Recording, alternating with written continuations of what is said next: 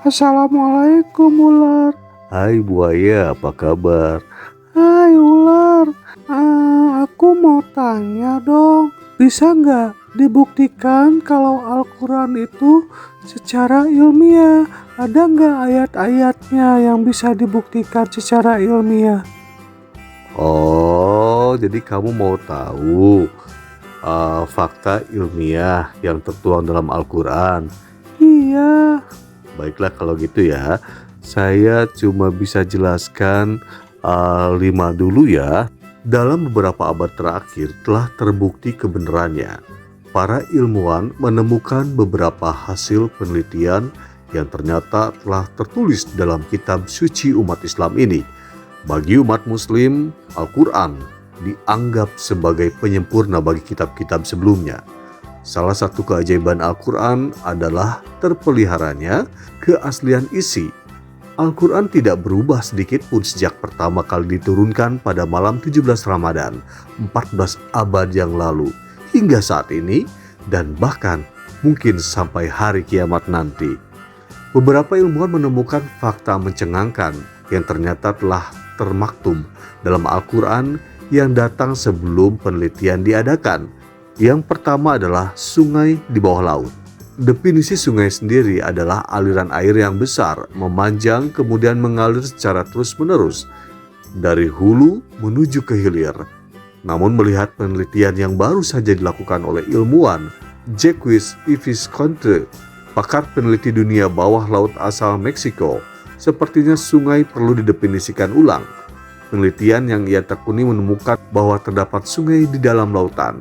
Jadi akan ada bagian dari lautan yang mempertemukan antara air tawar dan asin. Sungai bawah laut tersebut terjadi karena terdapat perbedaan tekanan lapisan air. Hal inilah yang telah disampaikan Al-Quran lewat surat Ar-Rahman ayat 19-20 dan surat Al-Furqan ayat 53 yang artinya, Dia membiarkan dua lautan mengalir yang keduanya kemudian bertemu.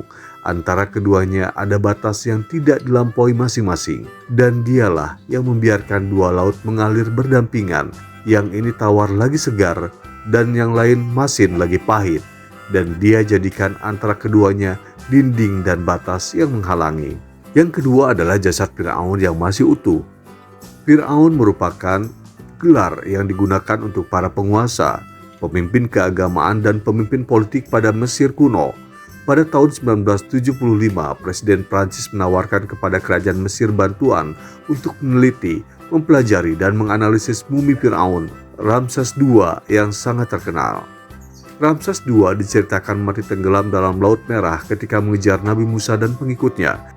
Penelitian ini berhasil menemukan fakta bahwa terdapat sisa-sisa garam yang masih melekat pada jasad mumi tersebut sebagai bukti besar bahwa Fir'aun mati akibat tenggelam di dalam laut.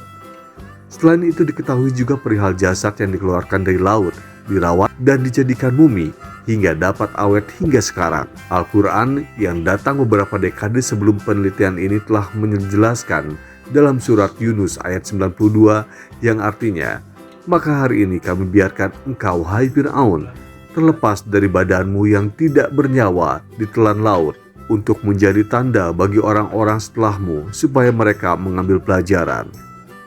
Dan ingatlah sesungguhnya, kebanyakan manusia lengah terhadap tanda-tanda kekuasaan kami. Yang ketiga adalah sidik jari. Sidik jari adalah hasil reproduksi tapak bekas pada sesuatu yang pernah tersentuh kulit, telapak tangan dan kaki. Sidik jari manusia digunakan untuk keperluan identifikasi karena di dunia ini tidak ada manusia yang memiliki sidik jari yang persis sama.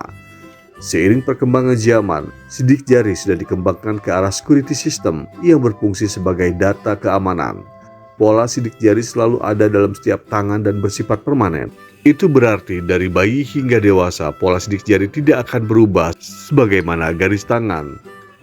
Kekhasan sidik jari ini telah disampaikan Al-Quran surat Al-Qiyamah ayat 3-4 yang artinya, apakah manusia mengira bahwa kami tidak akan mengumpulkan kembali tulang belulangnya? Bukan demikian, sebenarnya kami kuasa menyusun kembali jari jemarinya dengan sempurna. Yang keempat adalah segala sesuatu diciptakan berpasangan. Orang muslim pasti pernah mendengar arti dari surat Az-Zariyat ayat 49.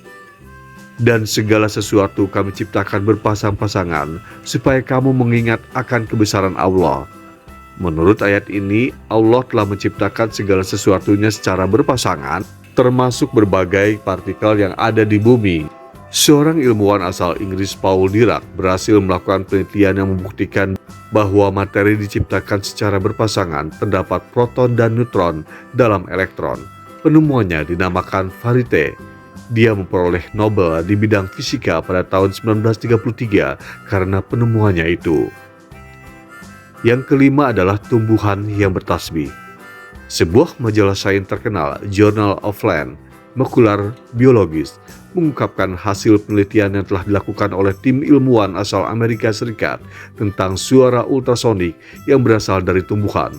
Penelitian yang dipimpin oleh Profesor William Brown ini kemudian merekam dan menyimpan suara ultrasonik dari tumbuhan dan mengubahnya menjadi gelombang elektrik optik yang dapat ditampilkan ke layar monitor dalam bentuk rangkaian garis.